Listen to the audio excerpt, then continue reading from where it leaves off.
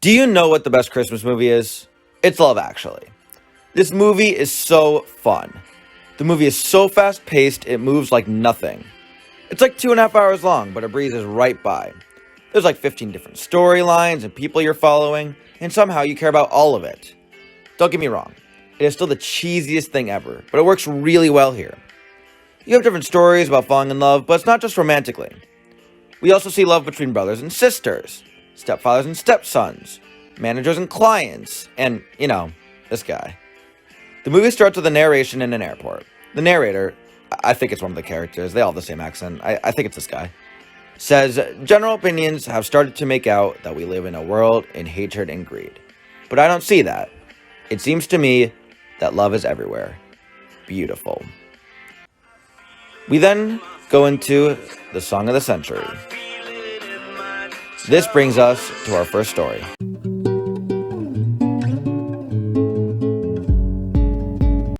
Our first story shows us washed-up singer Billy Mack and his manager, Joe, who I guess just has no last name. This one's interesting because all the other storylines connect in one way or another, but these guys are just their own little side thing. Billy Mack is this edgy rock star who obviously is way past his prime, but he still does crazy stuff. Like really crazy stuff. Joe is kind of a loser, and he really doesn't have much else going on for him, except just being Billy's manager. And in a desperate attempt to make Billy a big name, they take Billy's old hit, Love Is All Around, and change the words to Christmas Is All Around. Which is very stupid, but it works, and they become the #1 Christmas hit, so what do I know? Billy is invited to Sir Elton John's party, but he chooses to stay with his manager, who has been with him through it all. The two spend the night getting drunk and watching porn. Beautiful. It's not romantic, but it shows two people who work together, but clearly have a deeper relationship than just that. Speaking of porn,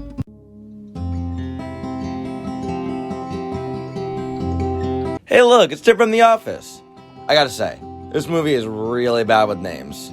I didn't even know their names were Judy and John, and I've seen this movie like a dozen times. So Judy and Tim from The Office are starring in this porn, and you get these really funny scenes when they are on set, and talking and starting to get feelings for one another. This one's just really funny, and I always laugh at this one part at the end. John and Judy's friend asks them, how they met, and they're like, It's another love story told in an unconventional way. Beautiful. And this is where the movie gets cool, because the director of the film brings us to our next story. This guy.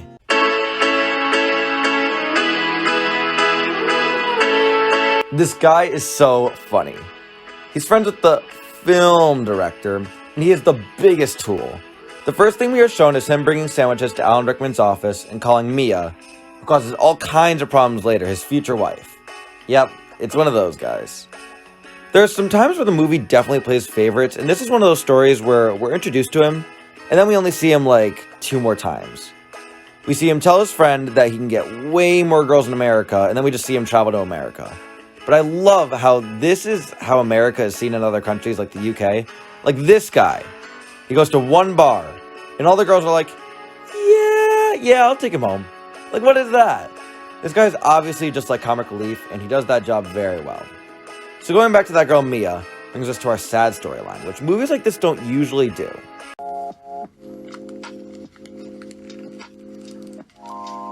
Hey look, it's Snape. So, while the last storyline didn't get too much screen time, this one gets a ton, because this is our emotional story. Now, Snape is kinda sus in this one. We see that he's the boss of some vague company, and that there's something going on with him and his secretary, Mia. You kinda think, oh, that's weird, he's kinda old for her. But then later we learn he's married to this girl, Karen, and she has a bunch of connections in the movie, and it's even weirder. And you can tell that Harry and his wife don't really get along anymore, and he's looking for something more. He's really stupid about it, though. This guy goes to a Christmas party with his wife and dances with his young hot secretary, Mia. Come on, man, you didn't even try. Since he sucks at covering up his tracks, he's not even trying, him and his wife get divorced.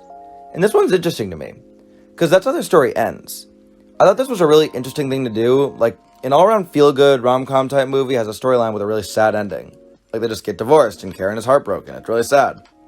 I would like to think that Karen moved on and found someone right for her. Beautiful. Like I said before, Karen has all kinds of connections in this movie. Like, she knows everyone. And so we'll start with her brother Daniel.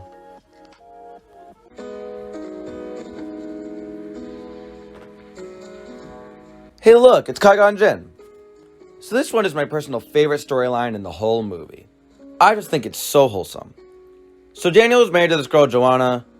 I don't know. And this is such an interesting thing to me. So Joe had this kid named Sam, who was Daniel's stepson. So after she dies, these two need to find a way to connect and get along. They end up connecting over Sam's crush at school, and we see them grow closer as they think of different ways that Sam can impress her. It's really cute. We see him learn to play the drums so he can impress her in the talent show, and he even chases her down in the airport at the end. It's awesome. This one's my favorite because I think it's a really good example of making the best of a bad situation. These two end up connecting just like a father and son would, and it's really powerful. It's another way that two people find a way to love each other and build a relationship, but not romantically. Beautiful. So Karen, that girl from before, also has a brother who ends up becoming prime minister.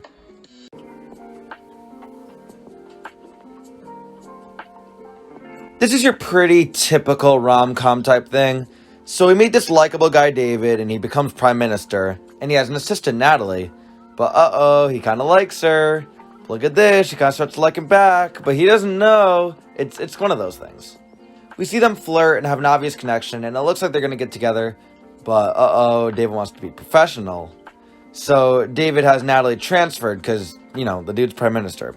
But then what's this? Natalie left him a card with how she feels. Wow. He drops everything and tracks her down so they can be together forever. Beautiful. Next one.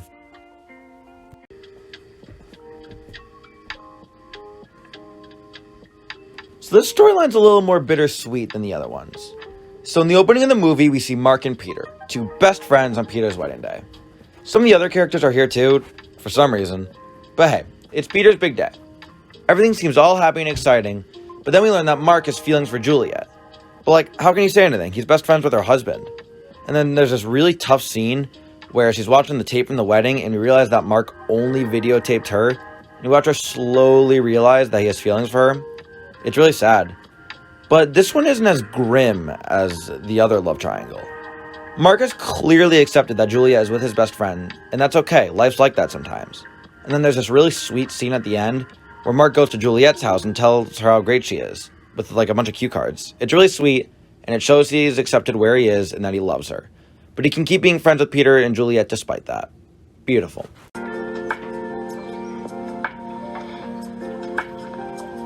Our next storyline has Sarah, who works at Alan Rickman's vape company, and we see her have this big crush on Carl. Carl is the hot guy from Sarah's office, who she has liked ever since she got there. The movie totally leads us on, and we think we're doing the whole rom-com thing where she finally gets together with Carl, but just before it's about to happen, she gets a call from her mentally disabled brother. This is a tough scene. She's finally getting with the guy she's liked all along, but she chooses to go see her brother instead. And this is another example of how the movie kind of turns the whole rom-com thing on its head. And some of the stories are happy, and some of the stories are really sad. She never ends up getting with Carl. It's crazy. But this takes us to our final storyline, which is easily the cheesiest of the bunch.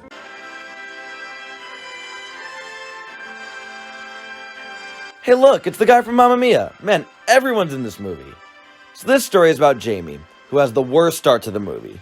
This dude's wife cheats on him with his brother. And so, in all his sadness, he moves out to this vague shack, I think it's in France or something, where he gets a maid, Ariella. And Ariella doesn't speak any English, but they have this initial attraction. But she speaks Portuguese. And this is where it gets really cheesy. Because even though they can't speak any word of English or Portuguese or whatever to each other, they start to feel something for one another with each other's actions. It's really cheesy. But then she has to go away, just like the secretary earlier. But while she's gone, he realizes there might be something there. So he learns Portuguese so that he can be with her. But what is this? She learned English so that she could be with him too. How romantic. The end. Happily ever after.